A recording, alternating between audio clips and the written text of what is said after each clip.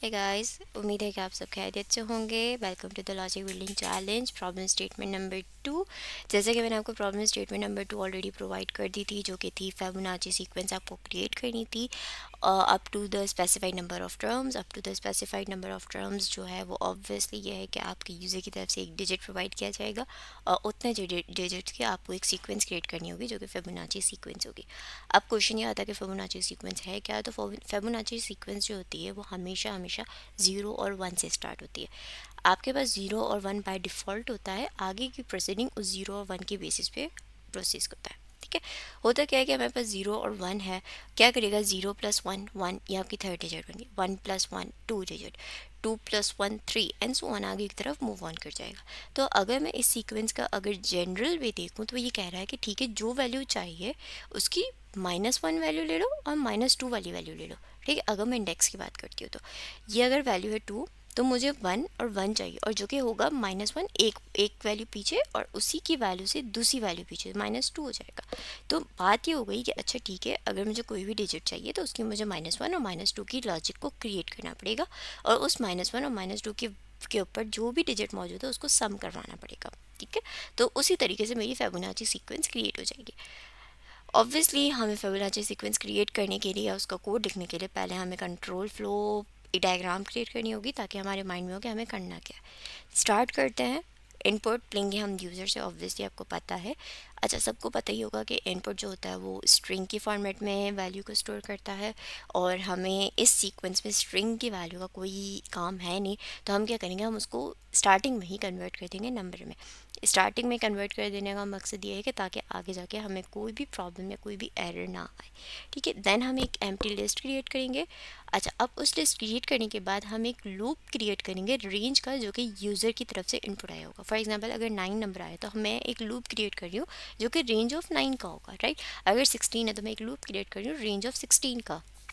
ठीक है, अगर मैं ये मैं क्यों कर रही हूँ, ताकि मेरी एक सीक्वेंस क्रिएट हो सके, टर्म्स क्रिएट हो सके, 16 नंबर तक की टर्म्स मेरे पास क्रिएट हो सके। ठीक है। अच्छा, अब मैं चेक करवाऊंगी, उस वैल्यू को मैं पास कर दूंगी यहाँ पर, और चेक करवाऊंगी कि अगर वैल्यू 0 और 1 है तो भाई डायरेक्ट डायरेक्ट रिटर्न कर दो।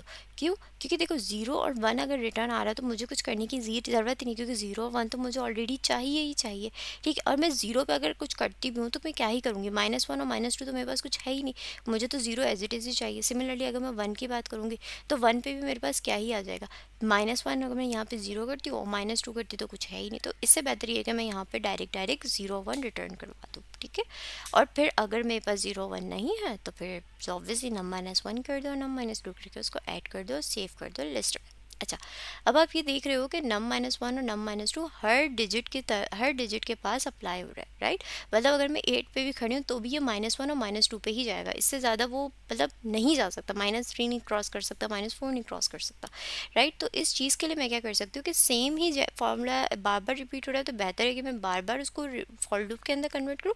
बेहतर है कि मैं उसका रिकर्जन फंक्शन बनवा दूँ। रिकर्जन फंक्शन का मतलब ही यही होता है यूज़ करने का, कि आप जो वर्क करवाना चाह रहे हैं वो बार बार सेम ही वर्क है। ठीक है, आपको उसको रिपीट करने की ज़रूरत नहीं, उसको रिकर्जन में कन्वर्ट कर दे तो वो सेम ही चीज़ चल जाएगी। It's like a loop but in the form of function. ठीक है। अच्छा, अब अगर मैं आपको बहुत आसान तरीके से समझाने की कोशिश करूँ तो 0 और 1 की अगर मैं बात करती हूँ तो रेंज में अगर 0 और 1 आता है, लेट सपोज, तो 0 और 1 तो मैंने कह दिया भाई एज इट इज़ रिटर्न करवा दो। ठीक है, अब रेंज में आता है 2। टू की बात अगर मैं करती हूँ तो 2 - 1 की मैंने बात की और 2 - 2 की मैंने बात की। 2 - 1 इज़ 1 एंड 2 - 2 इज़ 0।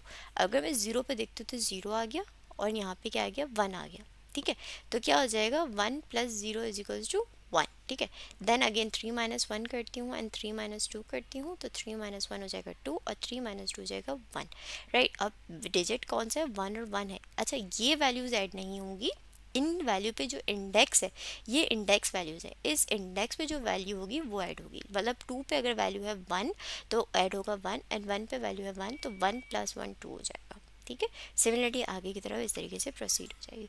तो ये ओवरऑल लॉजिक है फिबोनाची सीक्वेंस को क्रिएट करने की। Now let's move towards the code. So हम आ गए हैं अपनी विजुअल स्टूडियो स्क्रीन पे। जैसे मैंने आपको बताया कि मुझे यूज़र से पहले इनपुट लेना होगा, तो मैंने वो इनपुट ले लिया, उसको कन्वर्ट कर दिया इंटीजर में, जो कि मैं ऑलरेडी आपको डिफाइन कर चुकी हूँ, और उस वैल्यू को मैंने सेव कर दिया सीरीज़ एंड नम में। ऐसा मैंने क्यों किया? क्योंकि मुझे पता है कि ये मेरा वो नंबर है जिस पे सीरीज़ एंड होगी। तो हमेशा वेरिएबल के नेम आप वो यूज़ करें जो उसका पर्पस डिफाइन करे, ठीक है। देन मैंने क्या किया, रिकर्जन फंक्शन क्रिएट किया। रिकर्जन फंक्शन को बाद में डिस्क्राइब करती हूँ, सबसे पहले मैं ये बता देती हूँ कि मैंने रिकर्जन फंक्शन से पहले आपसे कहा था कि मुझे एक लूप आइट्रेशन चलानी होगी जो कि उस रेंज की होगी जो यूज़र प्रोवाइड करेगा।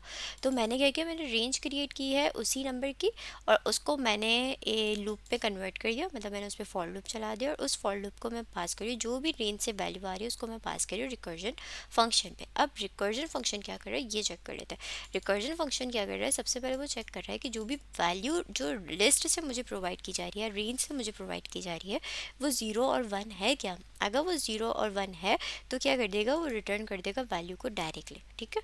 लेकिन अगर वो ज़ीरो और वन नहीं है तो क्या करेगा कि वो कहेगा अच्छा ठीक है, ज़ीरो और वन नहीं है तो मैं पहले -1 की वैल्यू को ले लेता हूँ, इंडेक्स की वैल्यू को ले लेता हूँ, एंड देन जो भी वैल्यू है num-2 के इंडेक्स की वैल्यू को उठा लेता हूँ। फॉर एग्जाम्पल अगर ज़ीरो वन नहीं है तो ऑब्वियसली टू होगा, two minus one and two minus two, two minus one is one, तो वन इंडेक्स पे जो वैल्यू होगी उसको हम गैदर करेंगे, और two minus two zero index पे जो वैल्यू होगी उसको हम उठाएंगे, और उन दोनों को हम सेव कर देंगे यहाँ पे, और वो वैल्यू रिटर्न हो जाएगी। अब जब वैल्यू रिटर्न होगी तो वो सेव हो जाएगी लिस्ट में। अच्छा, ये जो वे कहलाता है वो लिस्ट कॉम्प्रीहेंशन कहलाता है। अगर मैं इसको इन डिटेल समझाने की कोशिश करूँ तो वो ये 3 लाइन ऑफ कोड है। बेसिकली हम क्या करेंगे, एक एम्प्टी लिस्ट क्रिएट करेंगे, उस एम्प्टी लिस्ट के बाद हम एक रेंज क्रिएट करेंगे। रेंज होगी वो सीरीज़ एंड नंबर की रेंज होगी, जो कि मैंने यहाँ पे क्रिएट की थी फॉर लूप के लिए, वही मैंने यहाँ पे फॉर लूप क्रिएट किया है। और उसके बाद में क्या कर रही हूँ, मैं 5 सीरीज़ के अंदर जो कि एम्प्टी लिस्ट है उसके अंदर अपेंड करवा रही हूँ किसको, जो भी फंक्शन से वैल्यू रिटर्न हो रही है उसको मैं अपेंड करवा रही हूँ। तो ये 3 लाइन ऑफ कोड को लिखने के बजाय मैंने क्या किया कि मैं एक सिंगल लाइन ऑफ कोड में कन्वर्ट कर दूँ और फिर उसी को ही मैं प्रिंट कर दूँ। अच्छा, अब इसको अगर मैं आपको चला के दिखाऊँ तो क्या कर सकते हैं हम, लेट सपोज मैंने ले ली 17 वैल्यू, सी मेरे पास एक 17 वैल्यू का सीरीज़ पूरी की पूरी जनरेट हो गई है, ठीक है।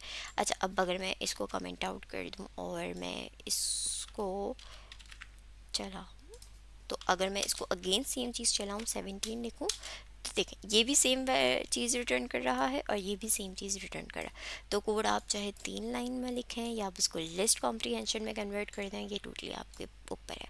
लिस्ट कॉम्प्रीहेंशन यही होता है कि आप फॉर लूप को कन्वर्ट कर दें इन द सिंगल लिस्ट, मतलब आप लिस्ट की वैल्यू को अपेंड करवा दें यूजिंग फॉर लूप। जैसे हमने एक कॉम्प्रीहेंशन अप्लाई की थी नए पिछले प्रोग्राम में, जिसमें हमने इफ़ और एल्स स्टेटमेंट को सिंगल लाइन ऑफ कोड में कन्वर्ट किया था। सिमिलरली यही चीज़ हम यहाँ पे कर रहे हैं, ठीक है, but in the form of list कर रहे हैं, तो ऑब्वियसली इसको हम लिस्ट कॉम्प्रीहेंशन कहते हैं। सो या दिस इज़ द कोड। अच्छा, आखिरी चीज़ यहाँ पर ये है कि जब भी आप कोई फंक्शन लिखें तो इस तरीके से अपनी डॉक स्ट्रिंग ज़रूर डिफाइन करें। ये एक प्रोफेशनल वे है फंक्शन को डिफाइन करने का। इससे ये पता चल जाता है कि फंक्शन क्रिएट करने का पर्पस क्या है और वो रिटर्न क्या करेगा और गेट क्या करेगा, उसके पैरामीटर्स क्या है और उसकी रिटर्न वैल्यू क्या है। तो ये चीज़ आप अपनी प्रैक्टिस में इंक्लूड करें तो यह आपके लिए ही लॉन्ग टर्म में बेनिफिशियल रहेगी। So yeah that's the problem statement two solution. I hope आपको उसकी लॉजिक क्लियर हुई होगी। अगर आपको लगता है कि इससे आसान कोई लॉजिक एग्जिस्ट करती है तो do let me know in the comment section. Do like and share. Thank you so much for watching.